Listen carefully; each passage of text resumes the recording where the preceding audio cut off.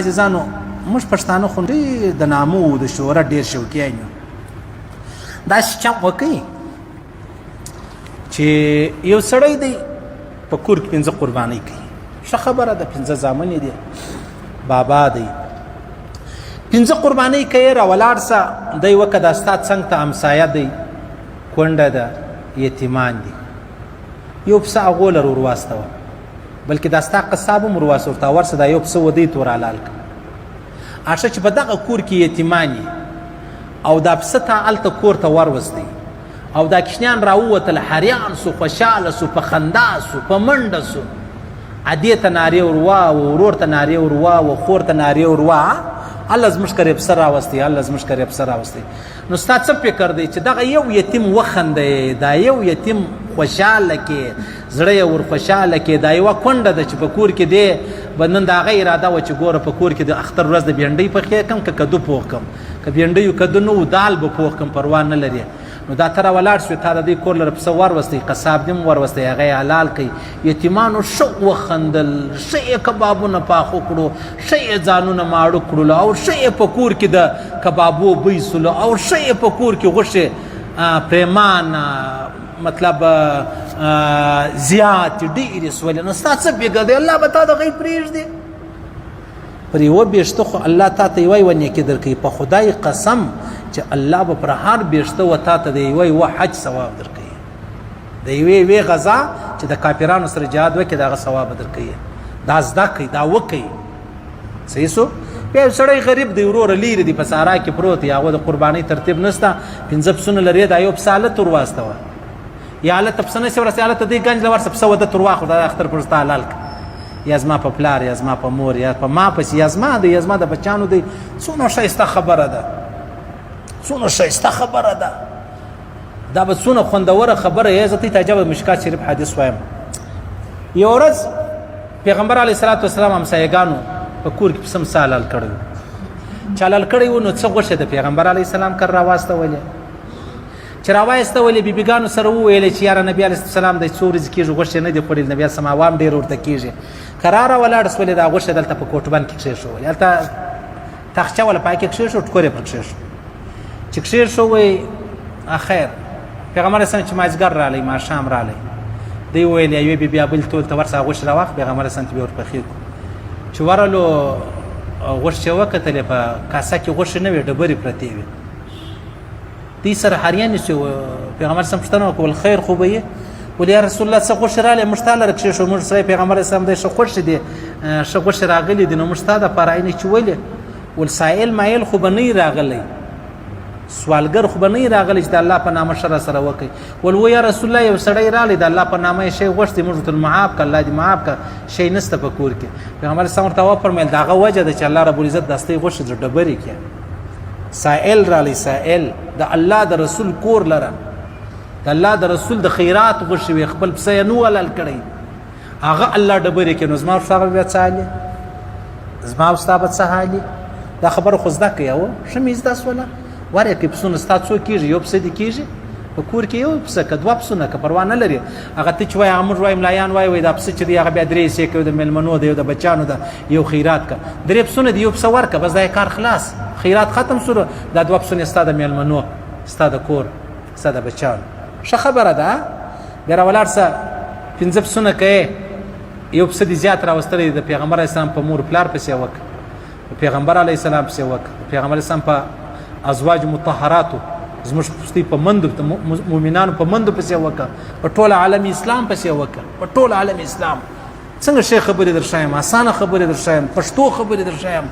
دا هغه چې دا در شایم زما یا به زما ورېنداره، یا به ستا ورېنداره، یا به زما خورې خدا نخواسته، یا به ستا خورې، هغه کور به آباد کو، هغه کور به آباد کو. خو بس دغه څو مسلې م درته وویل، په دماغ کې دا خبرې راځي، کنې دون ډېرې خبرې دي. ما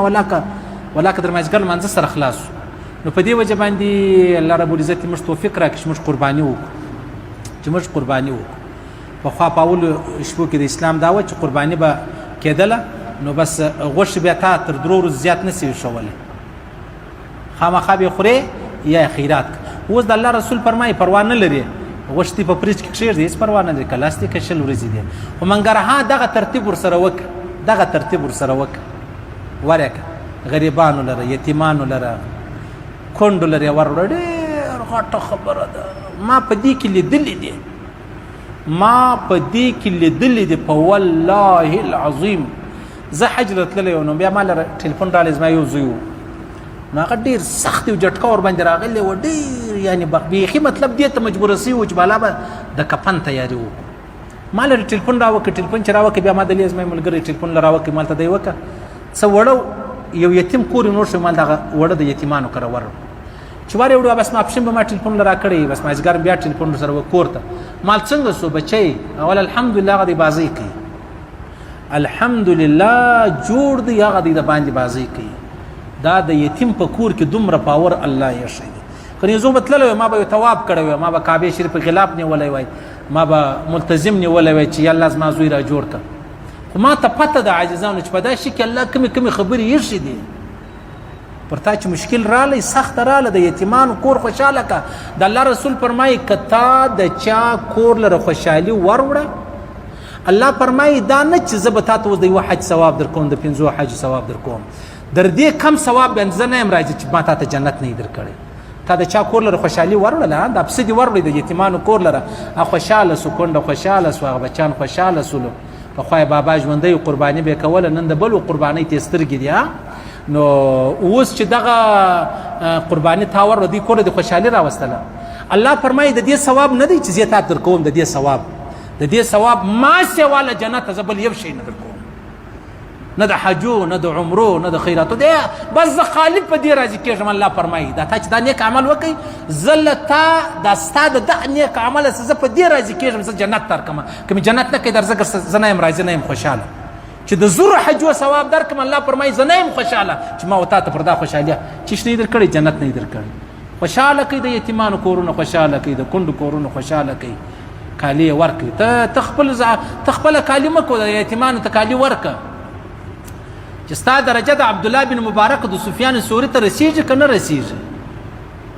دا مخه تا وزد لسانو بستا دی په جیب کې چولې دراله کوړته و د دروازه در وټه کول کښنه نه ود لاس تاسو دې ورکه درواغ بنوي چل بنه کوي دوکه بنه کوي منافقت مکه شیطانت مکه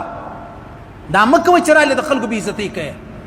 تا به دا شکړي خپل کور والا ته به ور کړی وای چې د لسیانو د شلیانو د 500 بستا واخه ورسره د غزمر امسایګان یتیمان دي کونډه د غیله ورته د ستاده بچانو دي دا خوان کوي نه مکه شهرت مکه بیا ناری کې نه پښتون خو به څه خرومي ناری کې بل کښنه می چیرې دی هغه بل یتیم چیرې دی هغه هم بیا دی هغه راو بل زاغه تلس ور کو درواغ مکوا دو نمبرې مکوا چل مکوا او خلق ته دوکه مور کوا نور وکړه الله راضي کړه الله رسول راضي کړه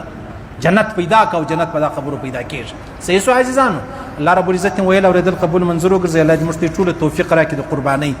او کبیا د دوه قرباني توفیق کړه د درو قرباني توفیق کې پاکه با خبره مد نظر ساتو صحیح سلو خبر میوه غلطه نه کړي کړه چا پر دماغ غلطه پرې وځي داندې لکه ډاکټر چې چاته ستن ور لګي خوږیږي کنه خوږیږي نارام مو کې کله کله و ډاکټر خود ته علاج ورکړي او د خپل ول راغلی ډاکټر صاحب ستن راولګو بس مام دغه کیسه ده که خوښ شوې څه زور در باندې رالی هغه د ستنې کیسه ده نور دی نه ده کنه نو ولې راتللی چې تاسو ستن نه لګول بیا ډاکټر چې تفار راتللی په خبره خو سر خلاصیږي بس الله دې می پردا وکړي الله دې ویل اولاد القبول منظور وګرځي الله دې مشته ټول ته توفیق راکړي چې موږ قرباني وکړو او قرباني هم د الله د رضا لپاره وکړو